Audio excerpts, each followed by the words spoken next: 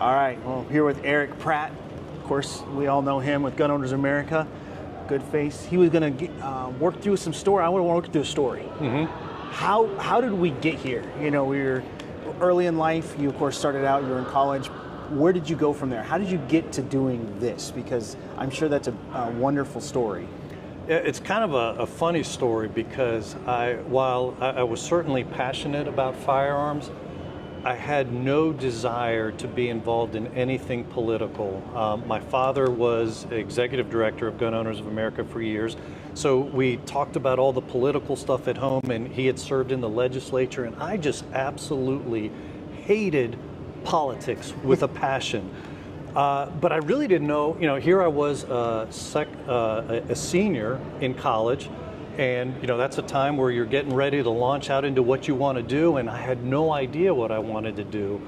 And so God has a funny way about things, because I had recently really come to a serious faith in the Lord and started walking with the Lord. And one thing that occurred to me second semester, senior year, was I have no idea what I want to do, but I've always asked the question, what do I want to do? And I didn't have an answer for that. And I thought, Lord, I've never really asked you, what do you want me to do? Yeah. And so I asked that for the first time in my life. And I kid you not, within a week, I knew what I wanted to be involved in, and it was involved in the political field. And honestly, the transformation happened so fast, it was almost like a disease, like what, like a skin rash, like what is happening to me? I couldn't believe it, but I just had this passion for it. And so I went to grad school to study public policy. Yeah.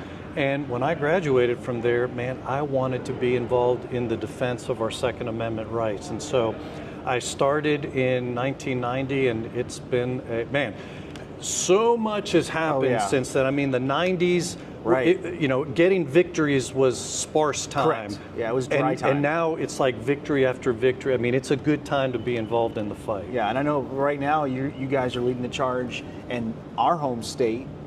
You got Bianchi. Yes. That's my neighborhood, right? That's Montgomery County. That's where we're coming from. And so you're leading the charge there, and we appreciate the work that you guys are doing on that for the Second Amendment. But I appreciate more what you said about how God has directed you into this, because ultimately that's where the measure of life comes from. We don't do these things because we like to have steel and gunpowder, right? We do these things because God has called us to a certain responsibility. And I think that's important for us to remember every step of the way. When I was in grad school, I did my thesis on the Second Amendment. And one of the things that stunned me was how much, just searching through all these microfiche, which is what they had back when I was in grad school, like back when the dinosaurs roamed, right? Yeah. But I was stunned by how much pastors would preach on political issues. Yep. Not in a partisan way, no, in a biblical way. Correct. And they brought everything back to God's word. And one of the things they preached a lot about was the right to keep and bear arms. Correct. And so it's not surprising that our founding fathers, the statesmen, hearing that teaching in the Declaration of Independence, they say that everyone is, endowed by their Creator with certain unalienable rights. Correct. So our rights come from God. And of course, one of the things they were very clear on when you would hear them speak individually is that the right of self-defense is one of those God-given rights. It is. And so, of course, learning that, it just fueled my passion even more. But that's why at Gun Owners of America, we are so no compromise. Right. We have never compromised. We do not compromise, and by God's grace, we will never compromise for that very reason. It's one thing I greatly appreciate about what you guys accomplished, because you meddle in areas that sometimes I may not be allowed to. I can appreciate the pastors that speak on principle. I speak on principle, and I speak to right and wrong, but I'm not allowed to speak on certain topics in the public forum because the government has come and told me I can't, which is, again, that's what it is. It is what it is. But I appreciate the guys who come along and do that, and I support you guys in that. And I really am grateful for everything you've been able to accomplish for all of us. but specifically those of us in Maryland and those of us who hold true to the not just the Constitution, but to the Bible. So, but thank you. Absolutely. Well, it's since you mentioned that, when I really did become turned on to the Lord, I briefly even thought about being a pastor. And obviously the Lord steered me in a different direction. But to what you just said, there's still aspects of that I get to do. Yeah. So I'm very honored that I can stand on the shoulders of our founding fathers, where That's right. We're not reinventing the wheel. Right. I mean, they nailed it. They weren't perfect in every single way. They were human just like we are, but they had so much right. I mean, they knew what a man and a woman was, and That's true. and they knew our rights come from God. And so, anyway, that's why, like I said before, we do not support gun control.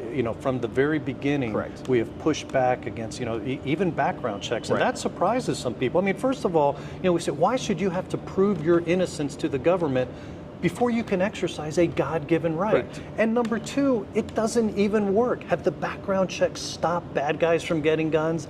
It's a big failure, and number three, just ends up being a massive registration system, because now every person who gets a gun the government's being notified of that.